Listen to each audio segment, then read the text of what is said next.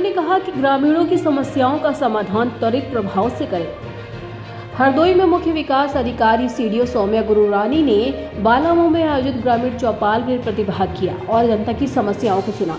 उन्होंने मौके पर ही संबंधित अधिकारियों की समस्याओं को त्वरित समाधान के निर्देश भी दिए हैं। साथ ही चौपाल में ग्रामीणों ने बिजली बिल अधिक आने, संविदा कर्मियों द्वारा अतिरिक्त धनराशि वसूलने और ढीले केबल की शिकायत की।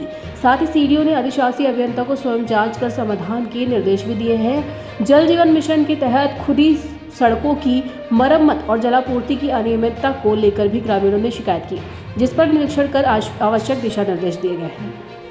ग्रामवासियों ने आबादी क्षेत्र में स्थित देशी शराब की दुकान को बाहर स्थानांतरित करने की मांग रखी है, जिसे संज्ञान में लेते हुए जिला आबकारी अधिकारी को आवश्यक कार्रवाई के निर्देश दिए गए। इसके अलावा सड़क अवरुद्ध करने वाले ट्रैक्टर को हटवाने, पेंशन, आवास और शौचालय योजनाओं में पात्र लाभार्थियों को जोड़ने में और भूमि विवाद के निपटारे के लिए भी आदेश दिए गए। सीडीओ ने प्राथमिक विद्यालय बालामऊ का आकस्मिक निरीक्षण किया और साथ में प्रधानाध्यापक विजीत कुमार की उत्कृष्ट व्यवस्थाओं की सराहना की और उन्हें प्रशस्ति पत्र देने का आश्वासन दिया है। राष्ट्र प्रस्तावना के लिए हरदोई से उमर खां की रिपोर्ट। वृद्धा पेंशन है नहीं आई या बनी नहीं है, बनी नया आवेदन है तो आपका केवाईसी और एनपीसीआई हुआ है खाते में। केवाईसी आपको कराना पड़ेगा, बैंक में जाके आप अपना खाता डीबीटी एनेबल कराना पड़ेगा, तब आएगा पैसा। वो है, नोट करिए। नहीं आपका चेक कराएंगे, हम तो मान रहे हैं आपकी बात। इसको आप फोटो ले लीजिए इसकी, पिछले साल डाले थे। इनका नोट करिए, नाम क्या नाम है बाबा आपका? तो कौन है इसमें?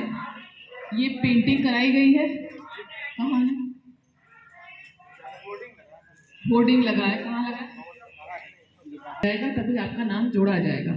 अगर आपकी जहां आप रहते हैं वहां पक्की दीवारें हैं या पक्की छत है, उसको कच्चा आवास नहीं माना गया है सरकार के द्वारा और उन लोगों को इसका लाभ नहीं मिलेगा। ये सरकार की निर्देश जारी हुए हैं।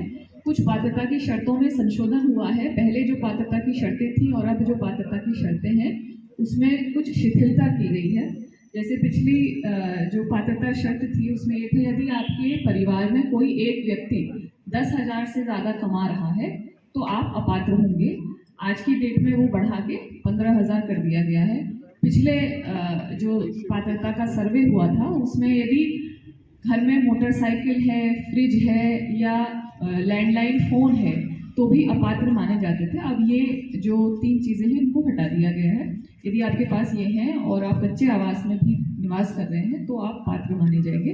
तो इस तरह से विस्तृत जो पात्रता के मानक हैं वो आपकी जानकारी के लिए होर्डिंग के माध्यम से लगे हैं, कृपया उनका अवलोकन कर ले। यदि सर्वे के संबंध में आपको कोई शिकायत होती है तो सबसे पहले आप अपने सचिव से ही संपर्क करें। उसके उपरांत यदि आपका समाधान नहीं होता है, आप क्षुब्ध हैं, तो आप अपने खंड विकास अधिकारी से संपर्क करेंगे और अगर ब्लॉक पर भी आपका समाधान नहीं होता है तो आप जिला स्तर पर हमसे आके बता सकते हैं अपनी बात और आपकी बात सुनी जाएगी। जो भी यथोचित उसका समाधान होगा वो किया जाएगा।